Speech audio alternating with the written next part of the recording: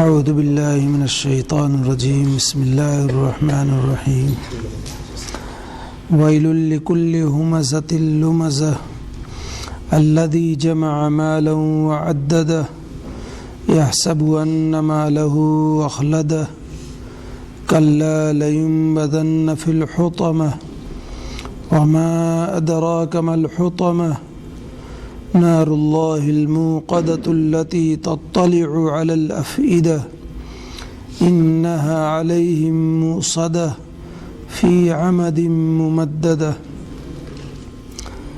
بڑی خرابی ہے ہر ایسے شخص کے لیے جو پسے پشت عیب نکالنے والا ہو اور رو در رو طعنہ دینے والا ہو، جو مال جمع کرتا ہو اور اس کو بار بار گنتا ہو، وہ خیال کر رہا ہے کہ اس کا مال اس کے پاس سدا رہے گا، ہرگز نہیں۔ واللہ وہ شخص ایسی آگ میں ڈالا جاوے گا جس میں جو کچھ پڑے وہ اس کو توڑ پھوڑ دے، اور آپ کو معلوم ہے کہ وہ توڑنے پھوڑنے والی آگ کیسی ہے۔ وہ اللہ کی آگ ہے جو سلگائی گئی ہے، جو دلوں تک جا پہنچے گی، وہ ان پر بند کر دی جاوے گی بڑے لمبے لمبے ستونوں میں۔ یہ سورہ ہمزہ ہے، اس کا نام سورۃ الہمزہ چونکہ اس سورت کے شروع میں یہی لفظ آیا ہے ویل لکل ہمزہ، اس مناسبت سے پوری سورت کا نام سورہ ہمزہ رکھا گیا ہے، اور مکی ہے، یعنی ہجرت سے پہلے نازل ہونے والی سورتوں میں سے ہے۔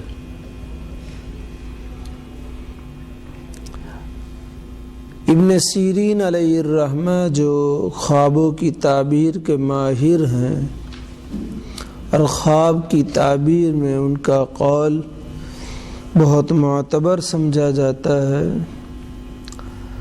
انہوں نے لکھا ہے اپنی کتاب تعبیر الرؤیا میں کہ اگر کوئی شخص خواب میں دیکھے، خواب میں سورہ ہمزہ کو پڑھے تو اس کی تعبیر یہ ہے کہ اللہ تعالیٰ اس کو خوب مال دیں گے اور وہ مال اچھے کاموں میں خرچ کرے گا، یہ اس کی تعبیر ہے۔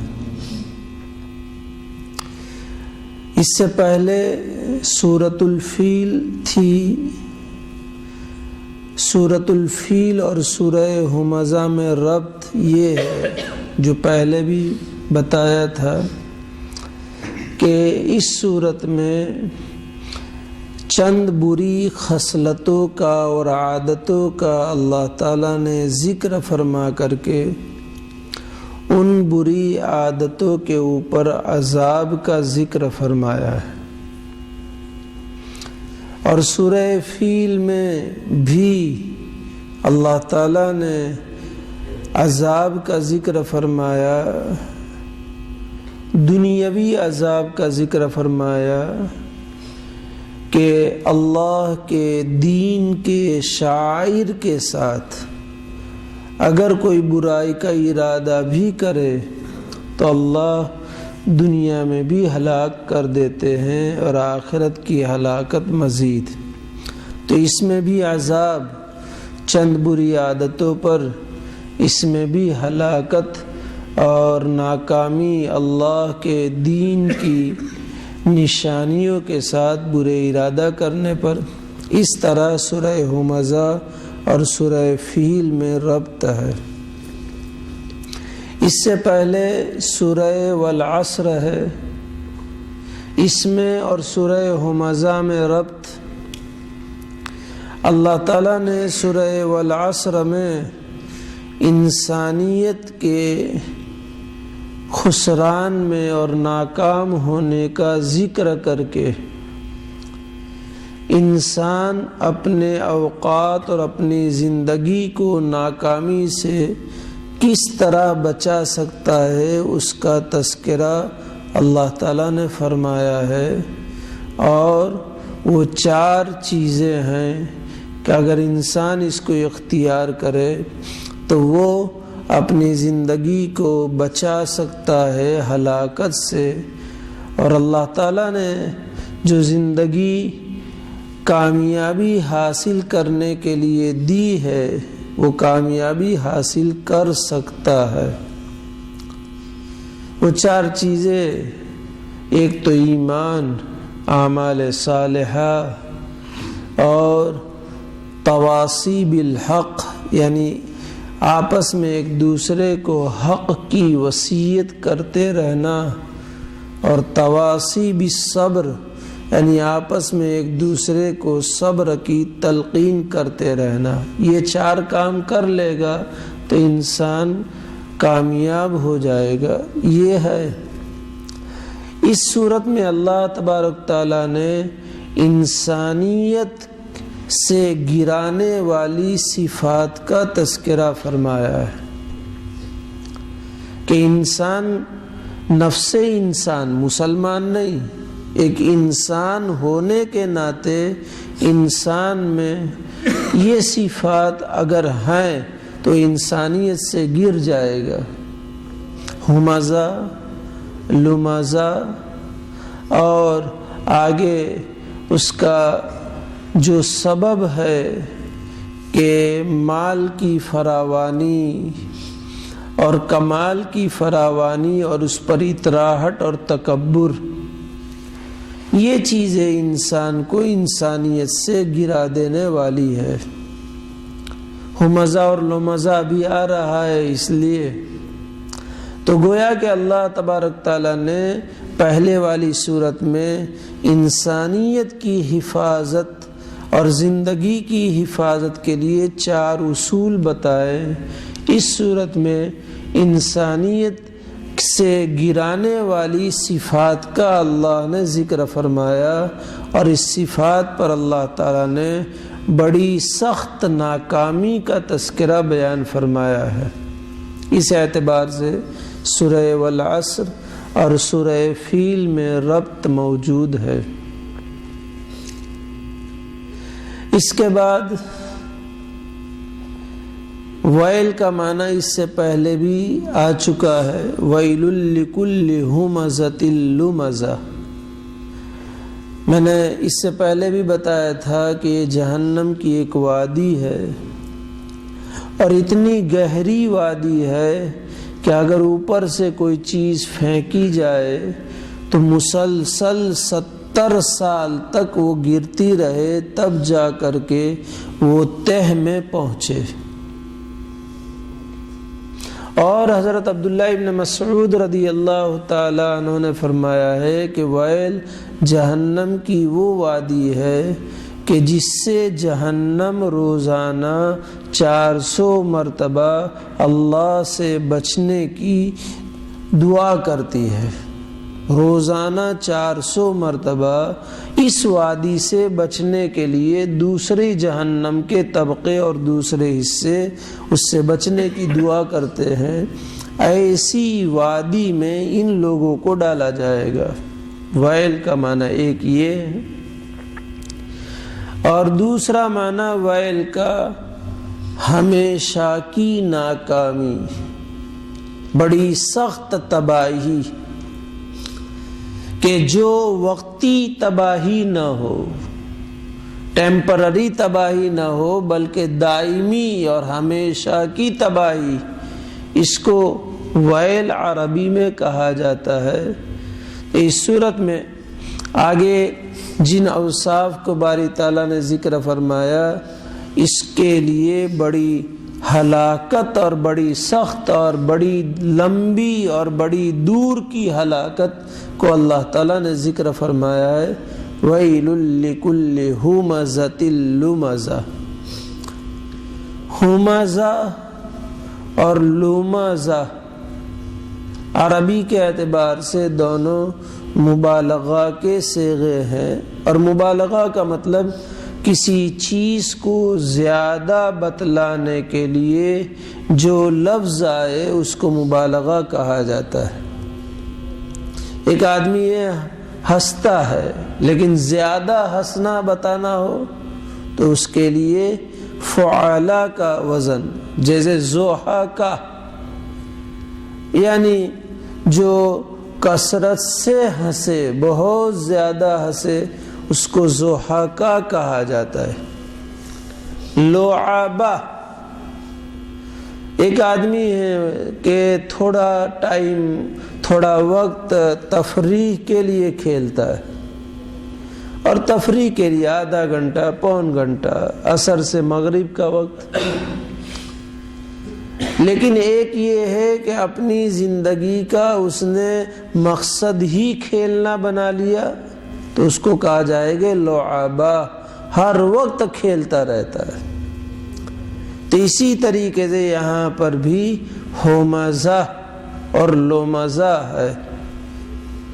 کیا معنی ہے ہومزہ اور لومزہ کا؟ حضرت عبداللہ ابن عباس رضی اللہ تعالی عنہما نے ارشاد فرمایا، الہمزہ القطات واللومزہ العیاب۔ ہومزہ کے معنی چغل خور، اور لومزہ کے معنی عیب بیان کرنے والا، برائی بیان کرنے والا۔ چغل خور جانتے ہیں ہم، ادھر کی ادھر نے ادھر کی ادھر لگائی بجھائی فساد پھیلانے کے لیے۔ ایک تو ادھر کی ادھر کرے، ادھر کی ادھر کرے، لیکن اصلاح ذات بین الناس، لوگوں کے درمیان صلح کرانے کے لیے، وہ تو تیرے متعلق بہت اچھا عقیدہ رکھتا ہے، تیرے گن گاتا ہے، حالانکہ وہ اس کی برائی بیان کرتا ہو۔ اس کے پاس آ کر کے کہے کہ تو اس کے بارے میں برا خیال رکھتا ہے، وہ تو تیرے بارے میں حسن ظن رکھتا ہے، لوگوں کے سامنے تیری خوبیوں کا تذکرہ کرتا ہے، تاکہ دونوں میں جوڑ ہو جائے۔ تو اس کو نمیمہ، چغل خوری نہیں کہتے ہیں۔ چغل خوری ادھر کی ادھر فساد پھیلانے کے لیے، بیوی کے سامنے شوہر کی برائی بیان کرے، نہ شوہر کے سامنے بیوی کی برائی بیان کرے، تاکہ دونوں میں جو جوڑ ہے وہ جوڑ اسے برداشت نہیں ہے اور توڑ کرا دے۔ بہو کے سامنے ساس کی خرابی بیان کرے اور ساس کے سامنے بہو کی خرابی بیان کرے، تاکہ یہ محبتوں سے بھرا ہوا جو گھر آباد ہے اس گھر کو برباد کر دیا جائے۔ یہ ہے چغل خوری۔ اور عیاب، عیب بیان کرنے والا، برائی بیان کرنے والا۔ ایک معنی ہومزہ اور لومزہ کے یہ ہے۔ دوسرا معنی حضرت عبداللہ ابن عباس رضی اللہ تعالی عنہما سے ہی مروی ہے، ہومزہ اور لومزہ دونوں کی تفسیر میں، کہ یہ وہ لوگ ہیں کہ جو دوستوں کے درمیان میں تفریق پیدا کرنے والے ہیں، اور جن کے اندر عیب نہیں، ان کے اندر عیب، ان کے بارے میں عیب بیان کرنے والے، ہومزہ اور لومزہ، دوستوں کے درمیان میں فساد پھیلانے والے، اور بے عیبوں پر عیب لگانے والے، بری ہیں، ان کے اندر کچھ نہیں ہے، ان کے اوپر عیب لگانے والے۔ یہ ہے ہومزہ اور لومزہ۔ تیسرا معنی ہومزہ اور لومزہ کا امام مجاہد رحمۃ اللہ علیہ، حضرت عطا رحمۃ اللہ علیہ سے مروی ہے کہ ہومزہ وہ ہے جو سامنے کسی کی برائی بیان کرے۔ میرے سامنے آیا، میں نے کہا کہ تو ایسا ہے، تو ایسا ہے، تو ایسا ہے، ویسا ہے، حالانکہ وہ ایسا نہیں ہے۔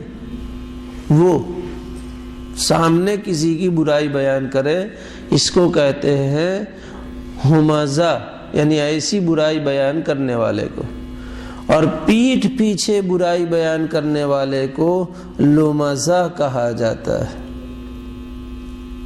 چوتھا معنی وقیل عکسہ، یعنی تیسرے معنی کا بالکل مخالف، کہ ہمزہ اس کو کہتے ہیں جو پیٹھ پیچھے برائی بیان کرے، اور لمزہ اس کو کہتے ہیں جو سامنے برائی بیان کرے۔ بعض علماء نے کہا کہ ہمزہ کہتے ہیں ہاتھ سے،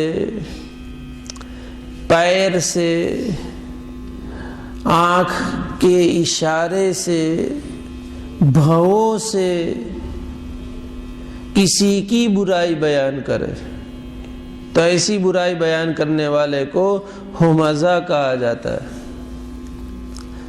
جس کو ہماری زبان میں کسی کی عیب کی نقل اتارنا، کوئی بیچارہ معذور ہے نہ، وہ سیڑھی پکڑ کر کے یا لنگڑاتے لنگڑاتے چلتا ہے یا سیڑھی پکڑ کر کے اترتا ہے، تو مذاق میں اب وہ بھی نقل اتارے، یہ ہے ہمزہ۔ یا ہاتھ کے اشارے سے برائی بیان کرے، اس کو ہمزہ کہا جاتا ہے۔ آنکھوں کے اشاروں سے، پلکوں سے، بھووں سے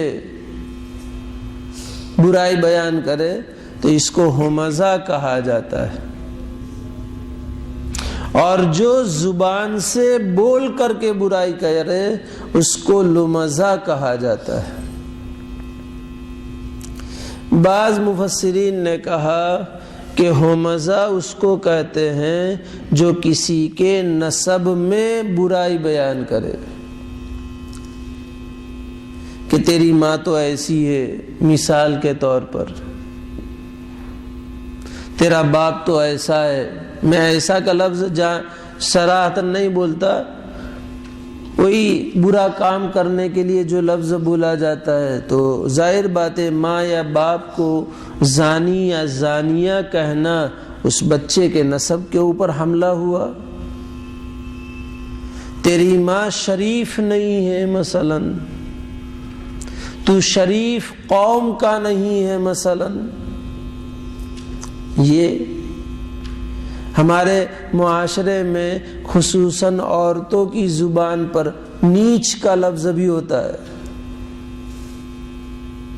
حرامی کا لفظ ہوتا ہے، عورتیں بولتی ہیں، بچوں پر غصہ کرتی ہے تو غصے میں نیچ کا لفظ بولتی ہے، حرامی کا لفظ بولتی ہے، تو اپنے بچے کو حرامی کہہ کر خود اپنے اوپر عیب لگاتی ہے۔ بہت بڑی گالی ہے حرامی۔ بچے کو حرامی کہا، اس کا سیدھا مطلب کہ تم نے ہی برا کام کروایا۔ تو یہ نسب کے بارے میں کسی کے برائی بیان کرنے والے کو ہمزہ کہا جاتا ہے، اور برائی بیان کرنے والے کو لمزہ کہا جاتا ہے۔ ان متعدد اقوال کی بنیاد پر جو ہمزہ اور لمزہ کی تفسیر میں آیا، چند باتیں سامنے آتی ہے۔